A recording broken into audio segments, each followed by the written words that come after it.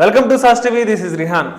Economics global మొత్తం కూడా economics పైనే ఆధారపడి ఉంటుంది. కానీ అలాంటి ఎకనామిక్స్ సబ్జెక్ట్ అంటే మన వాళ్ళకి చాలా కీతా చూస్తారు.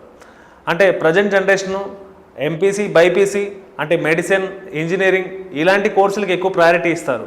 కానీ గ్లోబల్ మొత్తం నడిపిస్తున్న ఎకనామిక్ సబ్జెక్ట్ అంటే ఒక రకంగా చిన్న చూపే చూస్తారు. సో ఎందుకు ఆ చిన్న చూపు? అసలు ఎకనామిక్ సబ్జెక్ట్ చదివితే ఎలాంటి జాబ్స్ వస్తాయి, ఎలాంటి కేటగిరీలో వాళ్ళు బెనిఫిట్స్ పొందొచ్చు అనే విషయాలపై లెక్చరర్ శ్రీనివాస్ ఉన్నారు. వారితో మాట్లాడదాం. ఎకనామిక్స్ సబ్జెక్ట్ పై గ్రిప్ ఉంటే ఎలాంటి బెనిఫిట్స్ ఉంటాయనే వివరాలు క్లారిటీగా తెలుసుకునే ప్రయత్నం చేద్దాం.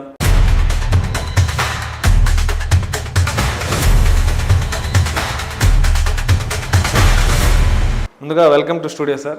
సో ఇప్పుడు నేను ఇంట్రడక్షన్లో చెప్పినట్టే యాక్చువల్గా ఎకనామిక్స్ సబ్జెక్ట్ అంటే జనాల్లో చాలా అంటే స్టూడెంట్స్లో కానీ ఇటు పేరెంట్స్లో కానీ ఒక చిన్న చూపు ఉంటుంది. సో ఎందుకని ఆ చిన్న చూపు? అసలు ఎకనామిక్ సబ్జెక్ట్ చదివితే ఎలాంటి ప్రయారిటీస్ ఉంటాయి, ఎలాంటి జాబ్స్ వస్తాయి, గ్రూప్స్లో కానీ అదర్ డిపార్ట్మెంట్స్లో కానీ ఎలాంటి ప్రయారిటీస్ ఉంటాయి, కొంచెం క్లారిటీగా చెప్పే ప్రయత్నం చేయండి సార్. ఫస్ట్ ఆఫ్ ఆల్ నీకు కంగ్రాచులేషన్, ఎందుకంటే నా స్టూడెంట్ వై ఉండి ఈ స్థాయిలో ఉన్నామంటే thank you for your good cooperation. Thank you sir. సమాజంలో ఎడ్యుకేషన్ వ్యవస్థ అనేది ఎలా ఉంది, అదేవిధంగా ఆ ఎడ్యుకేషన్ వ్యవస్థ మీద ఎకనామిక్స్ అనే ప్రభావం ఏ విధంగా ఉంది అనే విషయాల మీద మనం ఈరోజు మాట్లాడుకుందాం. ముందుగా ఎడ్యుకేషన్ సిస్టమ్ అనేది ప్రజెంట్ ఉన్నటువంటి సిచ్యువేషన్స్లో మనం గమనించినట్లయితే కొంత క్వాలిటీ లేనటువంటి ఎడ్యుకేషన్ని తీసుకోవడం జరుగుతుంది. అంటే ఎందుకు క్వాలిటీ లేనటువంటి ఎడ్యుకేషన్ అని అంటే ప్రజెంట్ సమాజానికి కావాల్సినటువంటి అవసరాల దృష్ట్యా ఆ ఎడ్యుకేషన్ అనేది ప్రజెంట్ మనకు ఉపయోగపడటం లేదు. ఒక చిన్న ఎగ్జాంపుల్ చెప్తాను. మనం స్కూల్ ఎడ్యుకేషన్లో నేర్చుకున్నటువంటి ఆ ఎడ్యుకేషన్ కాంపిటేటివ్ ఎగ్జామినేషన్స్లో అసలు పూర్తిగా మ్యాచ్ కావడం వల్ల. ఎందుకంటే స్కూల్ ఎడ్యుకేషన్లో ఉన్నటువంటి ఆ యొక్క ఎడ్యుకేషన్ అనేది ఓన్లీ క్వశ్చన్ ఆన్సర్స్తోనే వాళ్ళు ప్రిపేర్ అయ్యి పాస్ అయిపోవడం జరుగుతుంది. కానీ కాంపిటేటివ్ ఎగ్జామినేషన్లో అదే ఎడ్యుకేషన్ మనం తీసుకున్నట్లయితే ఎక్కువగా నేర్చుకోవాల్సినటువంటి అవసరం వాళ్ళకి ఏర్పడుతుంది. కాబట్టి ఈ విధంగా ఉన్నారు. కాబట్టి దాదాపు ఈ పోటీ ప్రపంచంలో పిల్లలు అనేవాళ్ళు ఈ ఉద్యోగాలను ఎక్కువగా సాధించలేకపోతున్నారు అనేది నా ఒపీనియన్. ఓకే. అదేవిధంగా మనం గమనించినట్లయితే ఇప్పుడున్నటువంటి ట్రెండ్ ప్రకారం చూస్తే ఆల్మోస్ట్ వాళ్ళు 10th క్లాస్ పాస్ అయిన తర్వాత వాళ్ళు ఎంపీసీ స్ట్రీమ్ వైపు అదేవిధంగా బైపీసీ స్ట్రీమ్ వైపు ఎక్కువ మంది వెళ్తున్నారు వాళ్ళు. సరే, నేను నా విషయంలో కాదంటం లేదు. ఇంజనీరింగ్ అనేది ఒక రాయల్ సబ్జెక్ట్, ఓకే. మెడిసిన్ అనేది కూడా ఒక రాయల్ సబ్జెక్ట్. ఓకే. సో ఈ దేశంలో ఇంజనీర్లు కావాలి, డాక్టర్లు కూడా కావాలి. కానీ ఎట్ ద సేమ్ టైం అటువంటి ఇంజనీరింగ్ వ్యవస్థని అదేవిధంగా మెడిసిన్ వ్యవస్థని మానిటరింగ్ చేసేది ఒక ఎకానమీ అనే విషయాన్ని మర్చిపోతున్నారు అందరూ. అందుకని ఏంటంటే మనకు ఎడ్యుకేషన్ లెవెల్లోనే వాళ్ళకి ఆ బేసిక్ కీ పాయింట్స్ అని కానీ నేర్పించినట్లయితే వాళ్ళు ఇంజనీర్లు అయినా కానీ డాక్టర్లు అయినా కానీ ఎకానమీ మీద వాళ్ళకు కొంత అవగాహన ఏర్పడి వాళ్ళు దాన్ని సర్వైవ్ చేసుకునే దానికి అవకాశం ఉంటుందనేది నా యొక్క ఒపీనియన్. ఓకే. అదేవిధంగా మనం ఈ స్కూలింగ్లో కానీ కాలేజెస్లో కానీ ఎక్కువ మంది పిల్లలు ఏంటంటే ఈ ఎంపీసీ వైపు అదేవిధంగా బైపీసీ వైపు వెళ్ళిపోతున్నారు. ఆర్ట్స్ గ్రూప్స్ని బాగా నెగ్లెక్ట్ చేస్తున్నారు. మాకు చాలా బాధాకరం. ఎందుకంటే సామాజికమైనటువంటి విజ్ఞానం తెలియనటువంటి ఎవరైనా కానీ వాళ్ళు వాస్తవికమైన జీవితాన్ని గడపలేరు. సో సమాజంలో ఉన్నటువంటి ఆ విజ్ఞానాన్ని ఎక్కువగా నేర్చుకోవాల్సినటువంటి బాధ్యత ప్రతి ఒక్క పౌరుని మీద ఉంటుంది. అటువంటి విజ్ఞానాన్ని అందించేది ఒక ఆర్ట్స్ గ్రూప్ మాత్రం అనేది నాకు తెలుసు. సో ఎందుకంటే మేము చదువుకునే రోజుల్లో ఆర్ట్స్ గ్రూప్కి ఉన్నటువంటి డిమాండ్ సైన్స్ గ్రూప్స్కి ఉండేది కాదు. సో అందుకని ఆ రోజుల్లో ఎక్కువ మంది వాళ్ళు బిఏ అనే గ్రూప్ని తీసుకునేవాళ్ళు. ఆ బిఏలో కూడా హిస్టరీ కానీ ఎకనామిక్స్ కానీ పాలిటీ కానీ అనే 3 సబ్జెక్టులు ఉండేది. ఈ 3 సబ్జెక్టులు నేర్చుకోవడం వల్ల టోటల్గా సమాజం మీద మనకు కొంత అవగాహన వచ్చేదానికి అవకాశం ఉండేది. వాళ్ళు రాజకీయ నాయకులు గానో లేదనుకుంటే కొంతమంది బ్యూరోక్రాట్స్ గానో అదేవిధంగా కొంతమంది లాయర్లు గానో కొంతమంది టీచర్లు గానో ఇలా వాళ్ళ వైపు వాళ్ళ వృత్తులకు వెళ్ళిపోయేవాళ్ళు ఆ రోజుల్లో. ఓకే. సో అలాంటి వ్యక్తులు టీచర్లుగా ఉండి ఎడ్యుకేషన్ బోధించేటప్పుడు పిల్లలకి ఆ యొక్క సామాజిక విజ్ఞానాన్ని గురించి పూర్తిగా అవగాహన కలిగించేవాళ్ళు. ఈ రోజుల్లో అటువంటి వ్యవస్థ లేదు ఈ రోజుల్లో. అది మాకు చాలా బాధాకరంగా ఉందన్నమాట. ఓకే.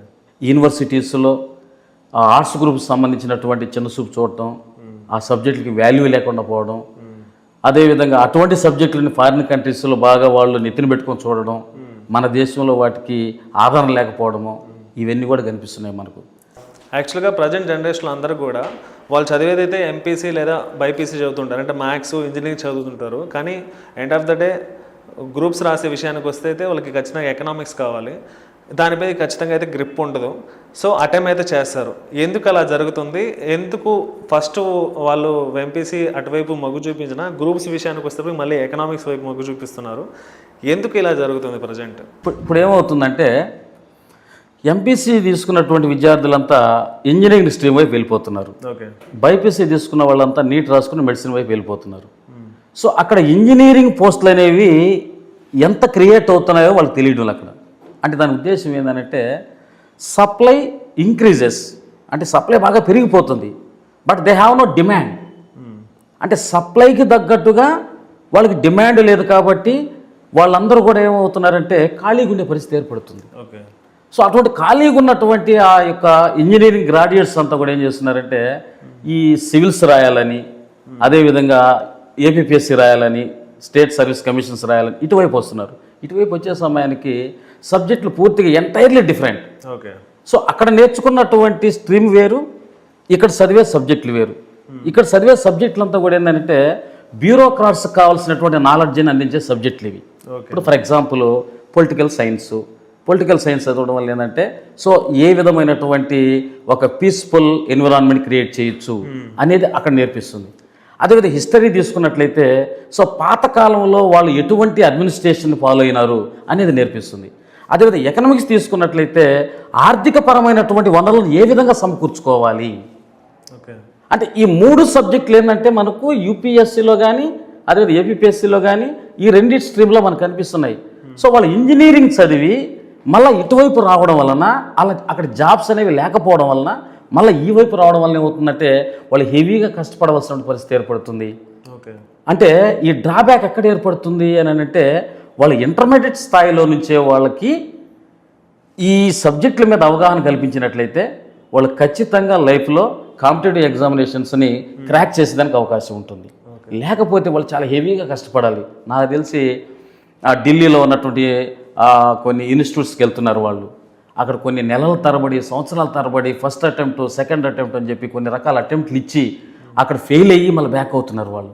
కారణం ఏంటంటే బేసికల్మైనటువంటి నాలెడ్జ్ వాళ్ళకి అందడం వల్ల వాళ్ళకి ఆ బేసిక్ నాలెడ్జ్ ఎక్కడ ఉంది వాళ్ళకి స్కూలింగ్లో ఉంది, ప్లస్ ఇంటర్మీడియట్ స్థాయిలో కూడా ఉండాలి.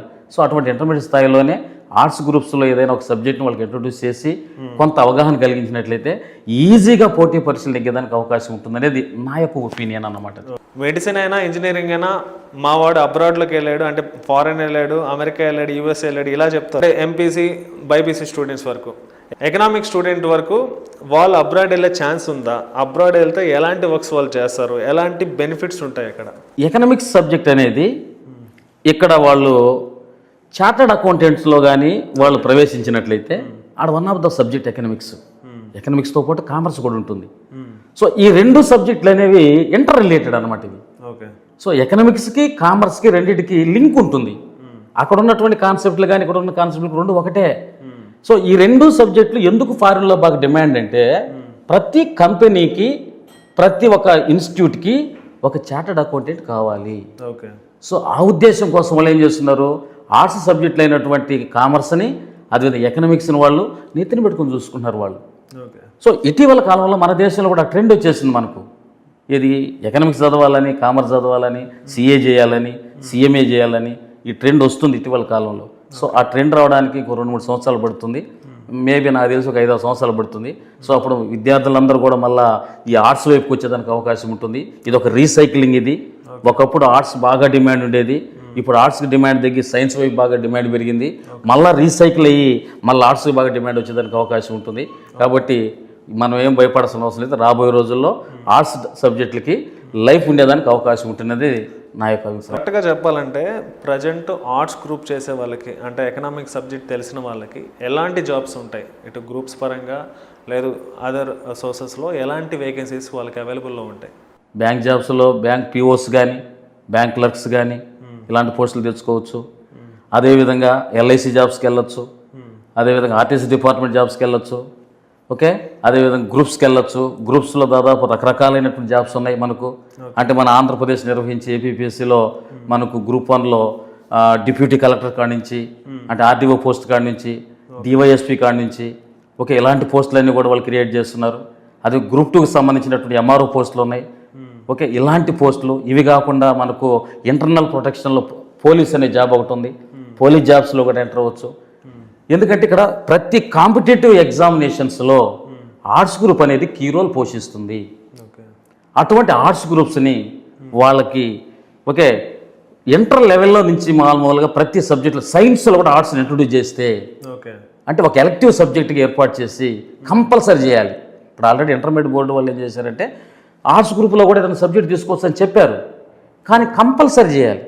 ఓకే, ఇప్పుడు ఎంపీసీ చదివిన వాడు ఎకనామిక్స్ కంపల్సరీ చదవాలి, బైపీసీ చదివిన వాడు సివిక్స్ కంపల్సరీ చదవాలి అనే ఒక నామ్స్ కనిపెట్టినట్లయితే ఖచ్చితంగా ఆర్ట్స్ గ్రూప్స్కి డిమాండ్ పెరుగుతుంది.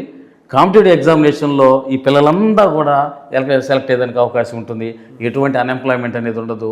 హ్యాపీగా వాళ్ళ లైఫ్ లీడ్ చేసుకునే దానికి అవకాశం ఉంటుంది అనేది నా యొక్క అభిప్రాయం అన్నమాట. ఇక్కడ ఒక ముఖ్యమైన పాయింట్ ఏంటంటే సార్, యాక్చువల్గా గ్రూప్స్ అన్నీ కూడా ఎక్కువ శాతం majority of peoples north side ఎక్కువ వాళ్ళు అటెన్షన్ క్రియేట్ అవుతుంది. అంటే వాళ్ళు ఎక్కువ శాతం రాస్తారు గ్రూప్స్, వాళ్ళకి ఎక్కువ జాబ్స్ వస్తాయి. ఇటు సెంట్రల్ అంటే మనం రైల్వేస్లో కానీ నార్త్ వాళ్ళకే ప్రయారిటీ ఉంటుంది, నార్త్ వాళ్ళే ఎంప్లాయీస్గా ఉంటారు. కొన్ని ఎంఎన్సీ కంపెనీల్లో కూడా నార్త్ వాళ్ళకే ప్రయారిటీ ఉంటుంది. సో మెజారిటీ పీపుల్స్ ఏపీ తెలంగాణతో కంపేర్ చేస్తే నార్త్ వాళ్ళకే వాళ్ళే ఎక్కువ గ్రూప్స్ని ఫోకస్ చేస్తారు, గ్రూప్ జాబ్స్ వాళ్ళకే వస్తాయి. మన వాళ్ళు ఎందుకని పర్టికులర్గా గ్రూప్స్ని ఫోకస్ చేయట్లేదు, మన వాళ్ళకి ఎందుకు ఆ పర్సంటేజ్ తక్కువ ఉంది? మెయిన్ కారణం ఏంటంటే first drawback language. Okay, so north India వాళ్ళు ఎందుకు సెలెక్ట్ అవుతున్నారో మనం ఎందుకు సెలెక్ట్ కావటం లేదనేది ఫస్ట్ ఆఫ్ ఆల్ ఏంటంటే వాళ్ళకి కొంత హిందీ వచ్చి ఉంటుంది. Okay, Hindi. So language problem వల్ల ఏంటంటే హిందీలో మదర్ టంగ్ కాబట్టి దాన్ని వాళ్ళు మెయిన్స్లో రాసుకునేదానికి అవకాశం ఉంటుంది. బట్ మన వాళ్ళు యూపీఎస్సీ ఎగ్జామినేషన్లు ఏంటంటే ఇంగ్లీష్లో రాయాలి. ఓకే, సో ఈ మధ్య కాలంలో ఏం చేశారంటే దాన్ని ఆప్షన్ సబ్జెక్ట్ తెలుగులో కూడా రాసుకోవచ్చు, కానీ అక్కడ కరెక్షన్ చేసే వాళ్ళంతా కూడా నార్త్ సైడ్కి సంబంధించిన వాళ్ళు కాబట్టి హిందీకి ఎక్కువగా ప్రయారిటీ ఉంటుంది అనేది నా యొక్క అంటే నాకు తెలిసినటువంటి ఇన్ఫర్మేషన్ అనమాట అది. సో మన వాళ్ళకి ఏంటంటే ఇంగ్లీష్ కొంచెం డ్రాబ్యాక్. ఇంగ్లీష్లో వాళ్ళు అనుకున్నటువంటి విషయాన్ని ప్రజెంటేషన్ చేయలేరు, తెలుగులో చేసినంత విధంగా ఇంగ్లీష్లో చేయలేరు. సో అందువల్ల కూడా వాళ్ళకి మార్కులు తగ్గి పోస్టులు పోయేదానికి అవకాశం ఉంటుంది. ఇంకొక విషయం ఏంటంటే నార్త్ వాళ్ళకి మెయిన్ కాంపిటేటివ్ ఎగ్జామినేషన్ కొట్టాలనేది మెయిన్ గోల్. వాళ్ళు ఇంజనీర్లు కావాలని, డాక్టర్లు కావాలని ఇలాంటి కోరికలు తక్కువగా ఉంటాయి వాళ్ళకి. వాళ్ళు ఎంతసేపటికి పొలిటీషియన్స్ కావాలని, బ్యూరోక్రాట్స్ కావాలని కోరిక అన్నమాట. బ్యూరోక్రాట్స్ అంటే ఎవరు? ఈ జాబ్స్కి సంబంధించినటువంటి వాళ్ళు అనమాట. సో ఇలాంటి ఏమి ఉంటుంది కాబట్టి వాళ్ళు ఎక్కువగా నిరంతరం కష్టపడుతుంటారు. అందుకే దానికి సంబంధించినటువంటి ఇన్స్టిట్యూట్స్ అంతా కూడా ఢిల్లీలో ఉన్నాయి ఎక్కువ. ఇప్పుడు యూపీఎస్సీ రాయాలంటే మనం ఢిల్లీకి వెళ్ళాలి మనం. సో అక్కడికి వెళ్ళి ఆ లాంగ్వేజ్తో అక్కడ ఉన్న ఎన్విరాన్మెంట్తో మనం ఫైట్ చేసి మళ్ళీ రావడం అనేది చాలా కష్టంతో కూడుకున్న పని. అందుకని నార్త్ సైడ్ వాళ్ళు ఏంటంటే ఎక్కువగా కాంపిటేటివ్ ఎగ్జామినేషన్స్ వాళ్ళు దృష్టి పెడతారు కాబట్టి. సో మన వాళ్ళు ఎందుకు దృష్టి పెట్టడం లేదంటే మన వాళ్ళకి ఫర్ ఎగ్జాంపుల్ ఇప్పుడు తమిళియన్స్ ఉన్నారు. వాళ్ళు తమిళియన్స్ ఏం చేస్తారంటే ఇటీవల కాలంలో రాస్తున్నారు, కానీ ఎక్కువగా వాళ్ళు ఏంటంటే వ్యాపారం మీద దృష్టి పెడుతున్నారు వాళ్ళు. అందుకని వాళ్ళు కామర్స్ని బాగా చదివి వ్యాపారం చేయాలనేది వాళ్ళ ఆలోచన. సో ఆంధ్రప్రదేశ్ తీసుకున్నట్లు ఎక్కువ మంది ఎంపీసీ బైపీసీ అంటే ఇంజనీరింగ్ వెళ్ళాలని, డాక్టర్ వెళ్ళాలని మన కోరికలు. సో అక్కడ వాళ్ళు ప్రయత్నం విఫలమైతే వాళ్ళు వచ్చి కాంపిటేటివ్ ఎగ్జామినేషన్ రాసుకొని ఏదో ప్రయత్నాలు చేసుకొని సెలెక్ట్ అవుతున్నారు తప్పితే. కాబట్టి మెజారిటీ ఆఫ్ ది స్టూడెంట్స్ అనేవాళ్ళు ఎక్కువగా ఏంటంటే కాంపిటేటివ్ మీద పెద్దగా దృష్టి పెట్టడం లేదు. అందుకు వాళ్ళు ఆ జాబ్స్ కొట్టలేకపోతున్నారు. ఇప్పుడు మీరు అన్నట్లు రైల్వే జాబ్స్ ఉన్నారు, ఎక్కువ నార్త్ వాళ్ళకి వస్తున్నాయి, మన వాళ్ళకి రావడం లేదు. దానికి కారణం ఏంటంటే మన వాళ్ళు దాని మీద అంత దృష్టి ఉండటం లేదు, వాళ్ళకి అంత ఎఫర్ట్స్ పెట్టడం లేదు, వాళ్ళు అందుకు ఫెయిల్ అవుతున్నారు. సో యాక్చువల్గా సబ్జెక్ట్ చూసుకుంటే సివిక్స్, ఎకనామిక్స్, కామర్స్ అంటే దీంట్లో ఎకనామిక్స్ అనేది ఆల్రెడీ మనం డిస్కస్ చేస్తున్నాం ఎలాంటి బెనిఫిట్స్ ఉంటాయి అనేది. సో కామర్స్కి ఎలాంటి బెనిఫిట్స్ ఉంటాయి, కామర్స్ సబ్జెక్ట్ వల్ల ఎలాంటి యూజెస్ ఉన్నాయి, సో అది ప్రజెంట్ ఉన్న జనరేషన్కి ఎలాంటి అవేర్నెస్ క్రియేట్ చేస్తుంది? వాళ్ళు సిఈసి కానీ ఎంఈసి కానీ ఈ రెండు సబ్జెక్టులు ఆర్ట్స్లో కీ రోల్. ఓకే. ఇప్పుడు ఎంఈసి అంటే మ్యాథ్స్, ఎకనామిక్స్, కామర్స్. కామర్స్. అదే సిఈసి అంటే సివిక్స్, ఎకనామిక్స్, కామర్స్. ఇక్కడ ఏమవుతుంది, ఎంఈసిలో కానీ సిఈసిలో కానీ మేజర్ రోల్ ఏంటంటే ఎకనామిక్స్. ఓకే. సో ఎకనామిక్స్కి అనేది చాలా ఇంపార్టెంట్ ఇవ్వాలి అక్కడ మనం. At the same time commerce కూడా ఉంది అక్కడ. ఈరోజు ప్రపంచాన్ని లీడ్ చేస్తున్నది కామర్స్. ట్రేడ్ అంటే కామర్స్, బిజినెస్ అంటే కామర్స్, ఒక ఎంటర్ప్రెన్యూర్ అంటే కామర్స్. సో దానికి రిలేటెడ్ అయినటువంటి సపోర్టింగ్ ఇచ్చేది ఎకనామిక్స్. ఓకే. అంటే ఒక రకంగా చెప్పాలంటే కామర్సు తల్లి అయితే ఎకనామిక్స్ తండ్రి. ఓకే. సో వీళ్ళిద్దరు రిలేషన్ ఉండాలి. కో రిలేషన్ ఉంటేనే మనకు నువ్వు అన్నట్టు అబ్రాడ్లో కానీ డొమెస్టిక్లో కానీ ఎక్కడైనా కూడా మనం సెలెక్ట్ అయ్యేదానికి లేదా సర్వైవల్ అయ్యేదానికి అవకాశం ఉంటుంది. ఓకే. కాబట్టి కామర్స్ కూడా అదే ప్రయారిటీ ఉంది. కానీ కామర్స్కి సంబంధించినటువంటి సబ్జెక్టులు కానీ ఇవన్నీ కూడా ఏంటంటే మనకు సౌత్లో పెద్దగా డెవలప్ కావడం లేదన్నమాట. ఎంతసేపటికి ఏంటంటే ఆ ఇంజనీరింగ్ స్ట్రీము, ఆ మెడిసిన్ స్ట్రీము ఇటు వెళ్తున్నారు కానీ దీన్ని పెద్దగా పట్టించుకోవటం లేదన్నమాట. సో ప్రజెంట్ జనరేషన్లో చూస్తే అంటే 90sతో కంపేర్ చేస్తే ప్రజెంట్ అయితే సో ఎక్కువ శాతం పేరెంట్సే ఎక్కువ పుష్ చేస్తున్నారు. అంటే మెడిసిన్ చెయ్యి లేదా ఇంజనీరింగ్ చెయ్యి అని చెప్తారు కానీ ఎక్కువ శాతం ఆర్ట్స్ చెయ్యి, కామర్స్ వైపు వెళ్ళు లేదా గ్రూప్స్ రాయి అని చెప్పి కూడా పేరెంట్స్ అసలు ఎవరు చెప్పట్లేదు. సో ఎందుకని ఆ సిచ్యువేషన్ వచ్చి క్రియేట్ అయింది? సో ఇప్పుడున్న సమాజంలో పేరెంట్స్ యొక్క ఆలోచన ఎలా ఉందంటే, వాళ్ళు మా పిల్లలు బీటెక్ చేయాలి, బీటెక్ చేస్తే ఏదో జాబ్ వస్తుంది, ఈజీగా తొందరగా సెటిల్ అయిపోతాడు. మా పిల్లవాళ్ళు లేదా మా పిల్లలు మెడిసిన్ చేయాలి అంటే ఇప్పుడున్న సమాజంలో పేరెంట్స్కి తెలిసింది రెండే. ఒకవైపు ఇంజనీరు, రెండో వైపు మెడిసిన్. ఈ రెండే చూస్తున్నారు. ఇంకా మిగతా జాబ్స్ లేవు అనుకుంటున్నారు వాళ్ళు. ఇంకా మిగతా వాటికి జాబ్స్ లేవు. ఇప్పుడు ఈ బ్యూరోక్రాట్స్ అంటే ఈ కలెక్టర్ గారు, డిఎస్పీలు గారు, ఎంఆర్ ఈ ఢిల్లీలో వాళ్ళకి వాళ్ళు ఏంటంటే ఎక్కడో అపాయింట్ అయ్యి వస్తున్నారు అనుకుంటున్నారు వాళ్ళు. ఎక్కడి నుంచో వాళ్ళు అపాయింట్మెంట్ తీసుకొని అసలు వస్తున్నారు వాళ్ళు చదువుకొని జాబ్స్ కొట్టినవాళ్ళు కదా అని చెప్పి మెజారిటీ ఆఫ్ ద పీపుల్ యొక్క ఆలోచన అది. ఓకే. అవునా? అంటే ఫర్ ఎగ్జాంపుల్ వాళ్ళు చిన్న వర్కర్ అయి ఉన్నా కానీ వాళ్ళ అబ్బాయిని ఇంజనీరింగ్ చదివాలని కోరుకుంటాడు, నా కూతురు డాక్టర్ కావాలని కోరుకుంటాడు. అంటే వాళ్ళ యొక్క కళలు ఆ విధంగా సాకారం చేసుకోవాలని ఫస్ట్ నుంచి వాళ్ళ ప్రయత్నం అన్నమాట. ఇప్పుడు నేను కూడా అంతే. ఇప్పుడు నా పిల్లల్ని డాక్టర్ చేయాలా, అదేవిధంగా ఇంజనీరింగ్ చేయాలని ఫీలింగ్తో చదివించాను నేను వాళ్ళని. నువ్వు ఒక ఎకానమిస్ట్గా పో, నువ్వు ఎకనామిక్స్ నేర్చుకొని పో, కాంపిటేటివ్ ఎగ్జామ్స్ రాయి అని నేను కూడా చెప్పలేకపోయినా వాళ్ళకి. ఎందుకంటే సమాజం ఆ వైపు నడుస్తుంది. ఓకే. సో ఆ విధంగా నడుస్తున్నప్పుడు ఏంటంటే ప్రతి పేరెంట్ యొక్క ఆలోచన అలానే ఉంటుంది. ఓకే. సో వాళ్ళ ఆలోచన మారాలంటే వాళ్ళకి స్కూలింగ్ లెవెల్లో నుంచి ఒక మోటివేషన్ అనేది పిల్లలకి ఇప్పించాలి. స్కూలింగ్ లెవెల్లో ఉన్నప్పుడే అరే బాబు ఇట్లా సిఎంఏ లెవెల్ పో, సిఏ లెవెల్ చదువుకో, ఇట్లా ఎకనామిక్స్ బాగా నేర్చుకో, పోటీ పరీక్షలో నీకు మంచి లైఫ్ ఉంటుంది అనేది మన స్కూలింగ్ లెవెల్లో నుంచి వాళ్ళకి ఆ మోటివేషన్గా నేర్పించినట్లయితే ఖచ్చితంగా పిల్లలు పేరెంట్స్కి అవగాహన కలిగిస్తారు. ఓకే. నాన్న నువ్వు ఇంజనీరింగ్ చదువు అని వాళ్ళ పేరెంట్ అంటే, లేదు డాడీ నేను కలెక్టర్ కావాలి, లేదు డాడీ నేను ఎంఆర్ఓ కావాలి, లేదు డాడీ నేను ఒక చార్టర్డ్ అకౌంటెంట్ కావాలి అనేది పిల్లలకు వాళ్ళు చెప్తారు అన్నమాట. వాళ్ళు స్కూలింగ్ లెవెల్లో ఆ రకమైనటువంటి అవేర్నెస్ లేదు. వాళ్ళు ఎంతసేపటికి ఇచ్చినటువంటి కరికులం ప్రకారం వాళ్ళ టైం టేబుల్ ప్రకారం దాన్ని ఎక్స్ప్లెయిన్ చేసుకుని వెళ్ళిపోతున్నారు తప్పితే అటువంటి ఆలోచన కలిగించినట్లయితే ఖచ్చితంగా సమాజంలో మార్పు వచ్చేదానికి అవకాశం ఉంటుంది. సో ఆర్ట్స్ సబ్జెక్ట్కి మంచి లైఫ్ వచ్చేదానికి కూడా అవకాశం ఉంటుంది. ప్రజెంట్ జనరేషన్ ఎలా తయారైందంటే, అంటే 90sతో కంపేర్ చేస్తే, అంటే 90sలో అయితే ప్రాపర్గా మన నేషన్ గురించి జాతిపిత అంటే ఎవరు, లేదు మన ప్రధాని ఎవరు, ఇండియన్ ఫ్లాగ్ ఎలా క్రియేట్ అయింది, ఇలాంటి ఎన్నో క్వశ్చన్స్కి టక సమాధానాలు చెప్తారు. కానీ సిచ్యువేషన్ ఇప్పుడు మారిపోయింది. ప్రజెంట్ ఇప్పుడున్న కిడ్స్ అంటే 2000 బాండ్ కిడ్స్ అందరూ కూడా వాళ్ళని అట్లీస్ట్ పిఎం అంటే ఎవరు అన్నా కానీ కాసేపు ఇలా స్టన్ అవుతారు. అట్లీస్ట్ రాష్ట్రపతి ఎవరు, లేదు ముఖ్యమంత్రి ఎవరన్నా కానీ, లేదు మీ నియోజకవర్గ ఎమ్మెల్యే ఎవరన్నా కానీ కాసేపు ఇలా బ్లాంక్ అవుతారు. సో ఈ సిచ్యువేషన్ క్రియేట్ అయిపోయింది. ఇది ఎందుకని జరుగుతుంది ఇలా ప్రజెంట్? వెరీ గుడ్, మంచి ప్రశ్న ఇది. సో ఇప్పుడున్నటువంటి సమాజం ఎలా ఉందంటే రెడీమేడ్. అంటే రెడీమేడ్ అంటే ఈజీగా మార్కెట్లో ఏదైతే లభిస్తుందో దాన్ని క్యాప్చర్ చేయాలని ఆలోచన అన్నమాట. ఓకే. సో వాళ్ళకి గతంలో ఏం జరిగిందనే విషయం గురించి పట్టించుకోవడం వాళ్ళు.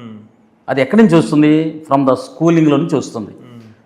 స్కూలింగ్లో వాళ్ళకి ఆగస్ట్ 15 గురించి నేర్పిస్తున్నారు, జనవరి 26 గురించి నేర్పిస్తున్నారు, గాంధీ జయంతి గురించి నేర్పిస్తున్నారు, అదేవిధంగా అంబేద్కర్ జయంతి గురించి అన్నీ నేర్పిస్తున్నారు. వాళ్ళకి అన్నీ చెప్తున్నారు. అరే మన రాజ్యాంగ నిర్మాత ఇంద్రా, ఒక జాతిపిత మహాత్మా గాంధీ. సో మనకు 1947లో ఫ్రీడమ్ వచ్చింది, ఒక ఫుల్ ఫ్రీడమ్ 1951లో వచ్చింది అని అన్నీ నేర్పిస్తున్నారు వాళ్ళకి. కానీ వాళ్ళ ఫోకస్ అంతా కూడా ఎలా ఉందంటే ఇప్పుడున్న ట్రెండ్కి రెడీమేడ్. ఓకే, అంటే వాళ్ళకి ఏంటంటే ఈజీ ఎర్నింగ్ చేయాలంటే ఇవన్నీ మనకెందుకు, మనకు కావాల్సింది అదే కదా. ఓకే, ఇప్పుడు నేను ఇంజనీరింగ్ సైడ్ వెళ్తున్నాను, నాకు కావాల్సింది ఏంది అక్కడ ఉన్నటువంటి సబ్జెక్ట్. ఓకే, అందుకనే కాంపిటేటివ్ ఎగ్జామినేషన్కి వచ్చే సమయానికి ఎలా అవుతుందంటే పాతకాలంలో హిస్టరీలో ఏం జరిగింది దాన్ని నేర్చుకోరమ్మంటున్నాడు వాడు. ఎందుకు నేర్చుకోరమ్మంటున్నారు? అప్పుడు జరిగినటువంటి సిచ్యువేషన్స్ ఎలా ఉన్నాయి, ఇప్పుడున్నటువంటి సమాజానికి రెలవెంట్గా ఏమైనా ఉన్నాయా అని చెప్పేదానికి నేర్చుకోరమ్మంటున్నారు వాళ్ళు. ఎందుకని ఎక్కువ మంది మెజారిటీ ఈ వైపు వెళ్తున్నారు కాబట్టి ఈ మీరు అన్నట్టు మన జాతిపిత ఎవరంటే ఒక నిమిషం ఆలోచిస్తున్నారు వాళ్ళు. ఎందుకంటే ఫోకస్ ఎక్కువగా పెట్టడం వల్ల. Okay, examination point of view ఏం కావాలో అదే నేర్చుకుంటున్నారు అంతే. అంత జనరల్ నాలెడ్జ్గా క్యాప్చర్ చేసుకొని క్విజ్ కాంపిటీషన్స్ ఈ లేవు. ఇప్పుడు ప్రజెంట్ క్విజ్ పెట్టుకున్నాము, అదేవిధంగా ఉపన్యసిస్తాము, లైబ్రరీకి వెళ్ళి బుక్స్ చదువుదాము. ఈవెన్ ఆల్సో న్యూస్ పేపర్ చదివే వాళ్ళు స్టూడెంట్స్ కూడా లేరు ఈ రోజుల్లో. అయితే టోటల్ అంత ఈ న్యూస్ పేపర్ అన్నమాట. ఓకే, సో ఈ విధంగా డిజిటల్ ప్రపంచం ఉంది కాబట్టి ఈ డిజిటల్ ప్రపంచంలో ఈ పాత వ్యవస్థనంతా కూడా పూర్తిగా డైల్యూట్ అయిపోతుంది, మర్చిపోతున్నారు. అందుకని మీరు చెప్పిన క్వశ్చన్ అబ్సల్యూట్లీ రైట్. అది ఎవరు కూడా పాటించడం లేదు, గుర్తుపెట్టుకోవటం లేదు. కాబట్టి మనం దాని గురించి బాధపడాల్సిన అవసరమే లేదన్నమాట. కొంచెం బాధ అనిపిస్తుంది. ఏదో 90sలో ఉన్న స్టూడెంట్స్ ఏంటంటే బాగా నేర్చుకునే వాళ్ళు, ఇప్పుడున్న స్టూడెంట్స్ ఏంటంటే దాని గురించి గూగుల్లోకి వెళ్ళి సెర్చ్ చేస్తారు. ఓకే, మన జాతిపిత ఎవరు అని చేసి చూపించేస్తుంది. మనం అంత కష్టపడాల్సిన అవసరం లేదు. అరచేతిలో వాళ్ళకి పూర్తిగా ప్రపంచం అంతా ఉందన్నప్పుడు ఏం కావాలని అదే నేర్పించేస్తుంది. ఇప్పుడు మా రోజుల్లో మేమైతే బుక్స్ని రెఫర్ చేసుకునే వాళ్ళు, లైబ్రరీకి వెళ్ళేవాళ్ళని. అందువల్ల చదివేవాళ్ళం కాబట్టి కొంత గుర్తు పెట్టుకునేవాళ్ళం. ఇప్పుడు చూసేవాళ్ళు ఎక్కువ, చదివేవాళ్ళు తక్కువ. చూసేవాళ్ళు ఎక్కువ కాబట్టి అంతగా గుర్తుపెట్టుకోవట్లేదు. సో చాలా వాల్యుబుల్ ఆన్సర్స్ ఇచ్చారు సార్. సో వ్యూవర్స్ అందరికి కూడా యూజ్ అవుతుంది కంటెంట్ కూడా.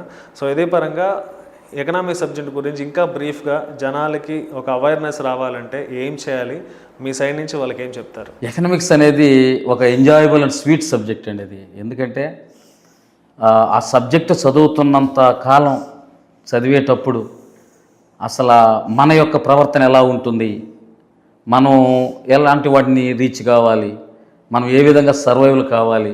సో ఇలాంటివన్నీ కూడా ఎకనామిక్స్ అనేది మనకు నేర్పిస్తుంది.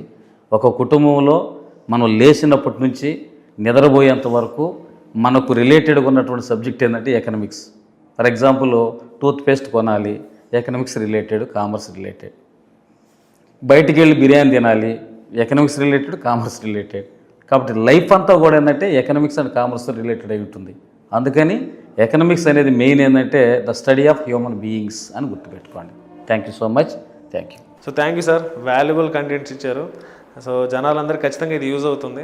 సో అందరూ కూడా అంటే మన నేషన్ని అంటే గ్లోబల్ని నడిపిస్తుంది ఎకనామిక్స్. సో అలాంటి సబ్జెక్ట్ని మనం డెఫినెట్గా సమాజంలో కీతాగా చూస్తూ ఉంటారు. ప్రతి సబ్జెక్ట్ కూడా స్టూడెంట్కి చాలా యూస్ఫుల్ అవుతుంది, అంటే మనందరికి కూడా యూజ్ అవుతుంది. ఎకనామిక్ లేకపోతే సో గ్లోబ్ అనేదే లేదు. సో అలాంటి ఎకనామిక్ సబ్జెక్టు అందరూ అవగాహన తెలుసుకోవాలంటే మీ సబ్జెక్ట్ ఏదైనా సరే, ఇటు మెడిసిన్ అయినా, ఇంజనీరింగ్ అయినా, అదర్ సోర్స్ అయినా, ఎకనామిక్స్ అనేది ఖచ్చితంగా మస్ట్. సో ఆ సబ్జెక్ట్ మీద అందరూ మీరు అవగాహన తెచ్చుకుంటారనే ఈ వీడియో యొక్క ఉద్దేశం. This is Rehan signing off. దిగులు, భయాందోళన, ఓసిడి వంటి సమస్యలతో బాధపడుతున్నారా? పొగ త్రాగడం, మద్యపానం వంటి దురలవాట్లతో మీ కుటుంబ సభ్యులు సతమతమవుతున్నారా? నిద్ర సమస్యలు, సెక్స్ సమస్యలతో ఆందోళన చెందుతున్నారా? చిన్నపిల్లలు, వృద్ధుల మానసిక సమస్యలకు పరిష్కారం కోసం వెతుకుతున్నారా? మానసిక వ్యాధుల చికిత్సలో 8 ఏళ్ల సుదీర్ఘ అనుభవం ఉన్న డాక్టర్ శుభ్రం సన్నపరెడ్డి గారి ఆధ్వర్యంలో మానసిక సమస్యలకు వైద్యంతో పాటు కౌన్సిలింగ్ కూడా ఇవ్వబడును. సంప్రదించండి కన్సల్టెంట్ సైకియాట్రిస్ట్ మరియు assistant professor doctor Shubhram Sannapareddy. Happy you clinic, Vedamvari Agraharam, Vijay Mahal gate, Nellore.